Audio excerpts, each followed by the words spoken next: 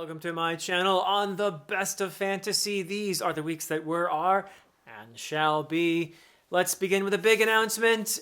Alan Walker has finished narrating Return to Edan, Book 3 of the Edan trilogy, and I could not be more excited. I absolutely adore what he did with Books 1 and 2, and I can't wait to hear Return to Edan, the completion of the trilogy, on audiobook. I have recorded a discussion with Alan all about the trilogy. I got some really fun information from him about the process of narrating, but also who his favorite characters are, his favorite book, and all that sort of thing. We just had a blast talking for a little over an hour. I will release that video when it looks like we're pretty close to having the audiobook available for sale, which should be in under a month. First, the sound engineer has to do his thing, and then Audible will take its time once we upload it. So it should be less than a month. I have no way of knowing exactly for sure. But be on the lookout for that video and that announcement about the completion of the Edan trilogy on audiobook. Now, what have I been reading? Well, I finished The Wandering Fire, Book 2 of the Fionnevar Tapestry by the amazing Guy Gavriel Kay.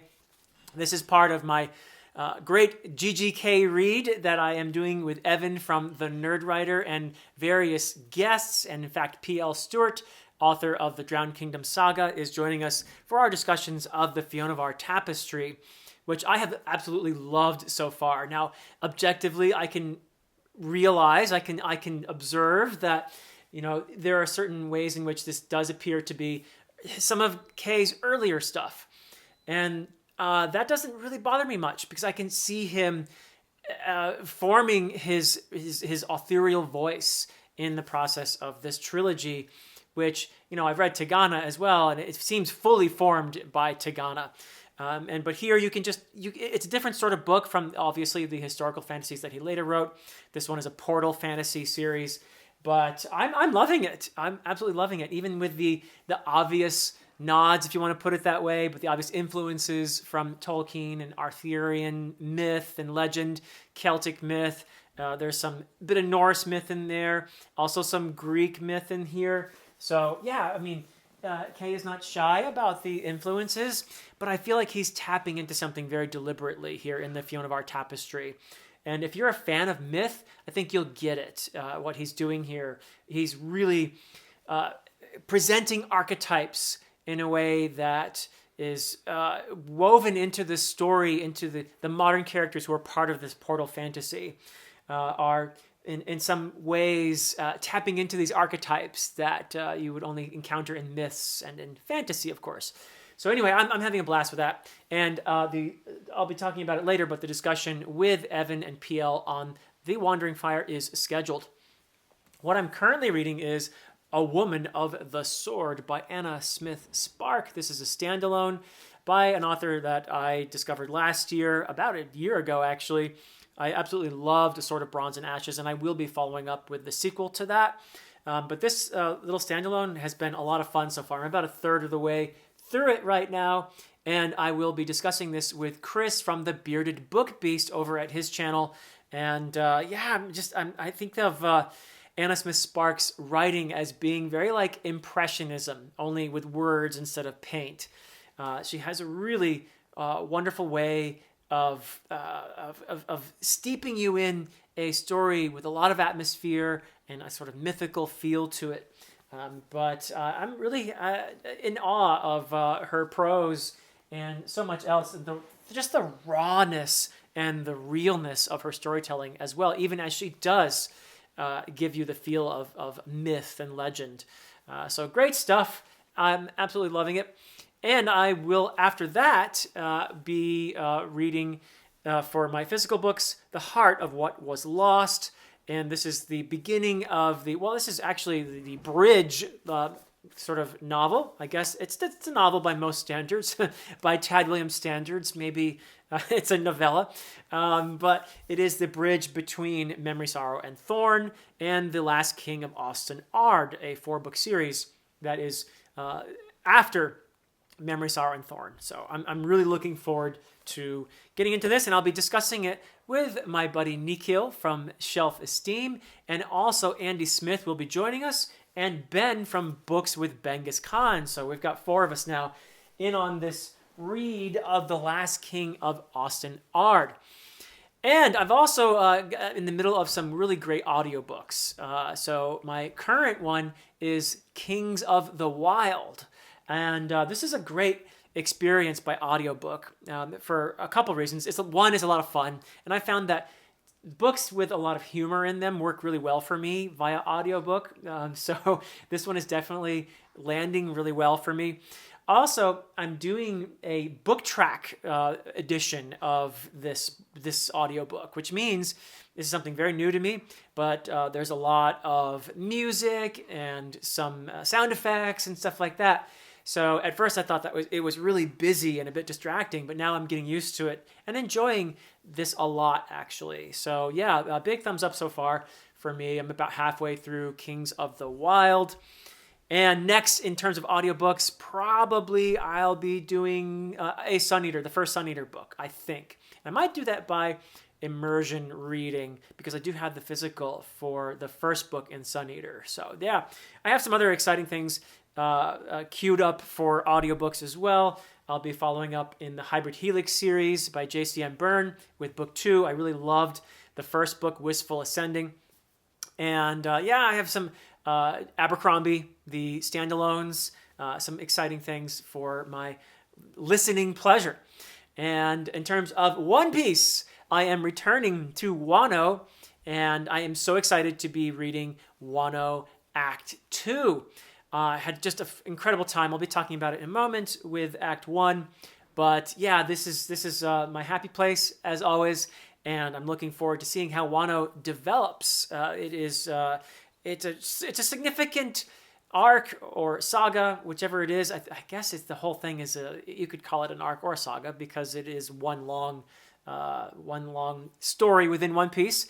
But whatever you call it, so far I've really enjoyed it. And the reason I feel that it is significant is it is Oda's ode to Japan in many ways. He's always drawing from various cultural influences, but this one is really a deliberate nod to many of the important stories of Japan. I'm just loving being back in One Piece. And once I finish reading The Heart of What Was Lost, I will probably be picking up Raymond Feist's Magician Apprentice, the first half of Magician. And this is something I'm doing along with my fellow Quilluminati, Brian, John, and Mike. And actually, Mike is really the catalyst for this. He's doing a great big, I think, read-along of the series, at least the trilogy, the initial trilogy, and the Rift War saga. I'm going to be participating, though. We decided, the Quilluminati, that is, we decided that we would get together once we've read all 4 of the books, or all 3 if you're counting the first 2, which are really 1. It doesn't really matter, but but we're going to get together once we've finished those books and have a discussion on the Magician, at least the initial trilogy in the Rift War. So yeah, I'm really looking forward to this. Actually, it's a reread for me, though I read Magician, the entirety of it, long ago, and I don't even remember how long ago it was, but I do remember Pug and a few other elements of the story. I'm sure that my memory will be jarred as I get into this. And after that, I will be reading The Last of the Atalanteans by my friend P.L. Stewart, author of the Drowned Kingdom Saga. And this is part of a big buddy read, and that is being organized by Shay over at Zachary Shay. But there's quite a few of us involved in this. And so far, I'm hearing from the people who've actually read it already that they're really loving it. And I'd already heard from Jenny Wirtz and others that The Last of the Atalanteans was even better than the first book in the series, which is, of course, A Drowned Kingdom. So I am so excited to be reading, finally, The Last of the Atalanteans, because it's been a couple years since I read book 1. And after that, I do have a couple ideas about what I'll be reading. I may even get to these, because most of these are pretty quick reads. I may even get to these in January, but I want to get to some of the indie books that I have here on my shelves, one being The Agents of the Runestone Ring by Micah Harris. And I've mentioned Micah before, but a really intelligent guy and an astute lover of fantasy. And especially, I think he's especially knowledgeable about old school fantasy. And that makes this very intriguing for me, something that I am very excited to read. He's obviously got some comic book influence as well, certainly in the covers of his books and whatnot. So yeah, just a really well-read guy.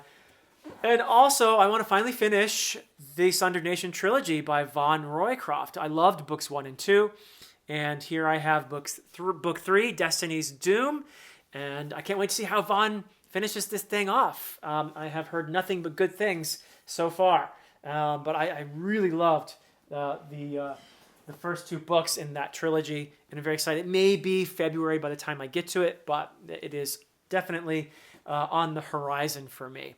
So yeah, those are the books that I have in mind.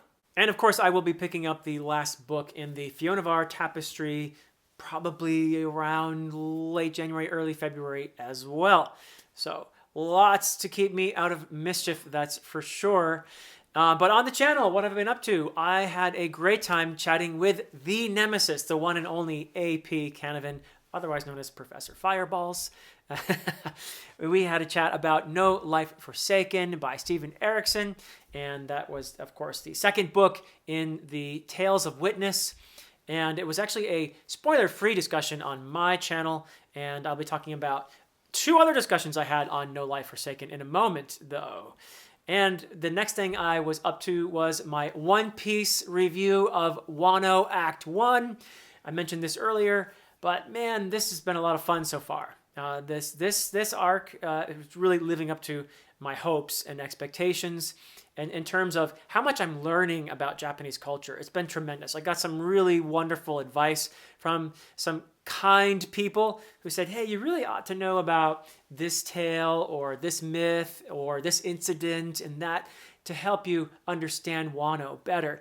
And these are things that would be fairly evident to someone from Japan or someone who's familiar with Japanese culture.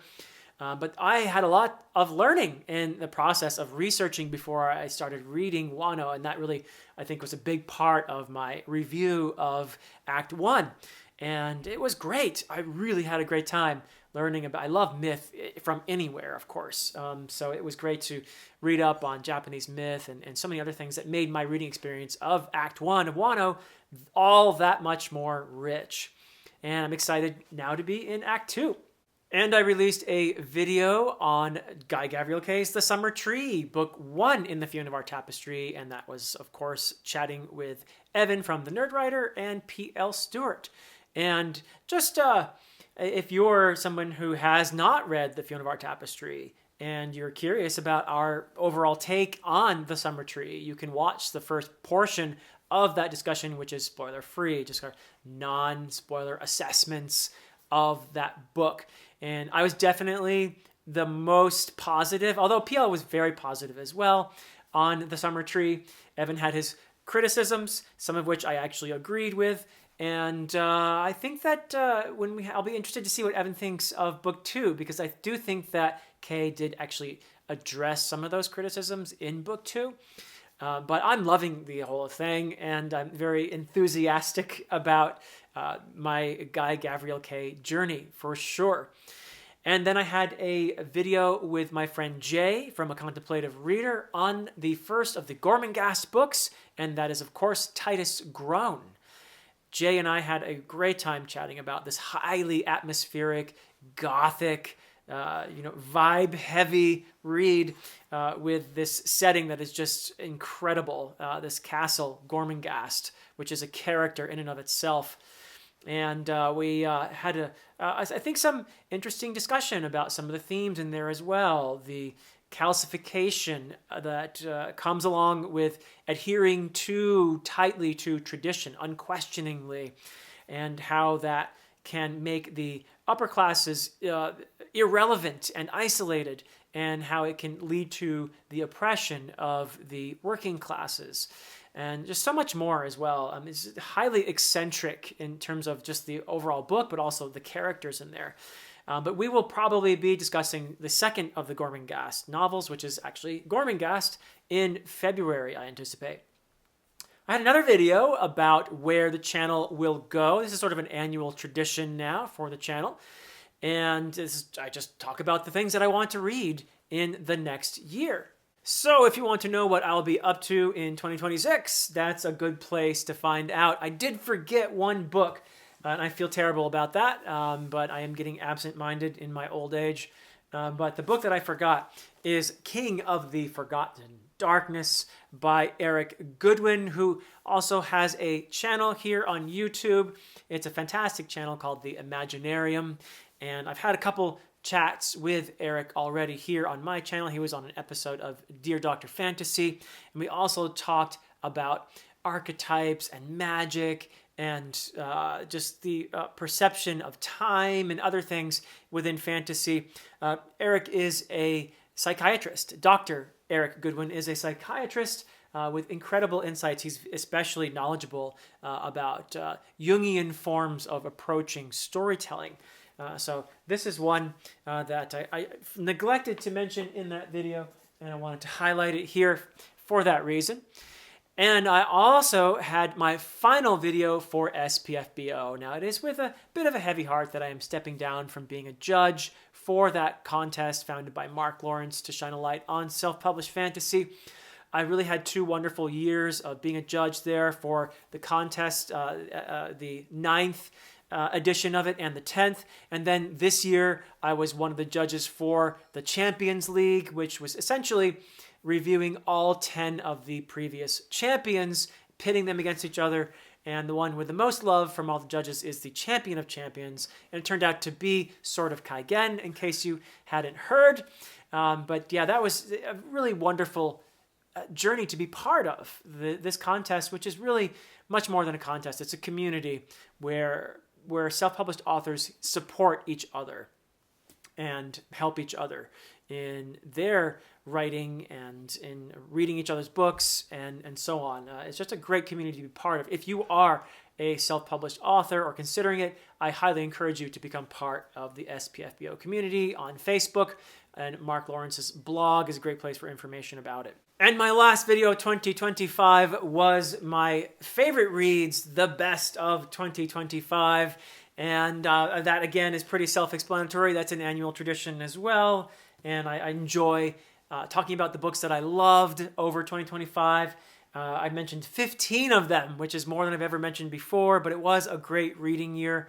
And I also neglected, I feel terrible again, I forgot a trilogy that I read in 2025 that I absolutely adored and should have been part of the video. And that is Bernard Cornwell's oh my goodness, now I'm forgetting what it's called. Warlord Chronicles. Bernard Cornwell's Warlord Chronicles. And if I have to pick one of the 3 books, it would probably be Excalibur Book 3, which I loved the most, although I loved all 3 of them. This is Cornwell's Arthurian tale, and it's just brilliantly done. Cornwell has done his homework. He presents the Arthurian story in a way you don't see that often. There is some historical authenticity to it in that he gives the feel of Dark Age Britain, right? The early Middle Ages, which we don't actually know as much as we would like about because it was a time of turmoil, a time of conflict. And yeah, there's just not a ton of evidence from that era. And, there's debate about who Arthur was, if he even existed, et cetera, et cetera. But Cornwell does a great job of taking a few facts from history and giving the overall vibe of that time period and presenting a compelling story, which I enjoyed very much. So yes, and that is something that I buddy read with P.L. Stewart, and in the final conversation on Excalibur, Will from the Brothers Gwyn joined us, so that was a really fun experience. Elsewhere on YouTube, I was in a discussion with the aforementioned Quilluminati over at Brian's channel, that is BellTube. The Grand Poobah picked The Last Coyote for us to read, and that was a great book. All 4 of us really loved it. I'm not much of a Michael Connelly. In fact, I've never read anything by Michael Connelly, and I haven't read much of this genre before, or whatever it's called, thriller, mystery, I don't know. But anyway, I had fun. I had fun reading it and discussing it with my Quilluminati brethren. It was a great time.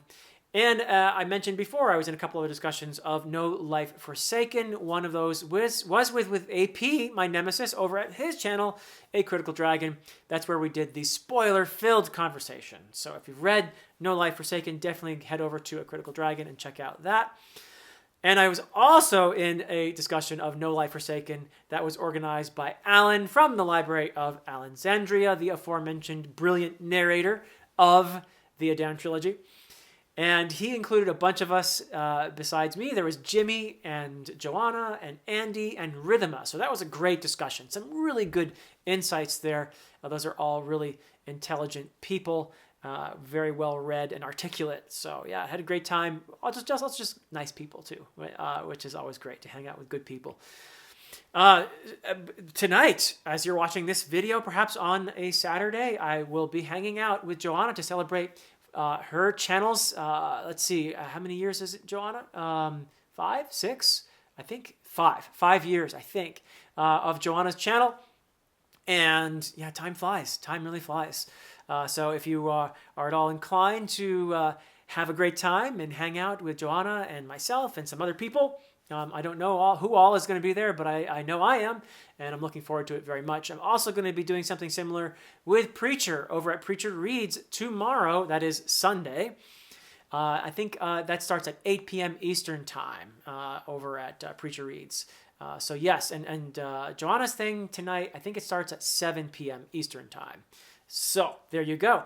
On the 17th of this month, I will be hanging out with Griftkin over at his channel. He read The Way of Adan and very graciously said some nice things about it.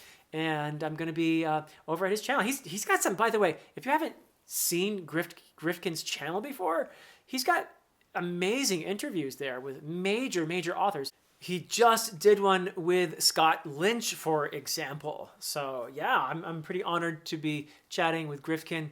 And again, that's going to be on January 17 in the evening Eastern Time. And as I mentioned earlier, I'm going to be in a discussion of The Last of the Atalanteans by P.L. Stewart on the 17th. And I believe that will be hosted by Shay from Zachary Shay. And upcoming here on the channel, lots of exciting things. Let me just briefly tell you about them. I have recorded a discussion, and it'll be out soon, with Palmer Pickering about slow-paced fantasy after reading her book Heliotrope, which I absolutely loved. One of my favorite new characters, Telio, is the protagonist there. We had a great time just chatting about slow-paced fantasy and how maybe slow-paced fantasy is the best of fantasy. So that is a discussion you might want to check out. And I also will be very soon releasing a discussion of The Other Wind, the last of the Earthsea novels by, of course, Ursula K. Le Guin. And I'll be discussing this with Anita Gade and Kay Fox and Evie from She Was Only Evie. I am so excited to be chatting with them about this book by one of my favorite authors of all time in Le Guin. I have a DDF episode that will be out very soon with Dylan from Spaced Out Reads. Great guy. If you've not checked out his channel, this will be an opportunity for you to meet Dylan. And also, of course, I mentioned earlier the discussion about The Wandering Fire, which will be recorded in about a week and will be out soon after that. And by the way, if you are all interested in following along on that GGK read, I'll tell you what, it's just tentative because, life happens. But we are currently looking at reading, as I've been saying, the last part of the Fionavar Tapestry, and that should be happening in February. That's The Darkest Road. And then in March, we've got A Song for Our Bone and The Lions of Al Rassan in April, Sailing to Sarantium in May, Lord of Emperors in June, The Last Light of the Sun in July, Isabel in August, Under Heaven in September, River of Stars in October, Children of Earth and Sky in November, A Brightness Long Ago in December, All the Seas of the World in January, and Written on the Dark in February. So that's the GGGKR, the great Guy Gabriel K. Reed. And I'm excited to say that Evan and I have people who will be chatting with us, guests who will be chatting with us for all of those books. So that's all lined up. And I hope that some of you will join us for those discussions. But that is it from me for now. Until next time.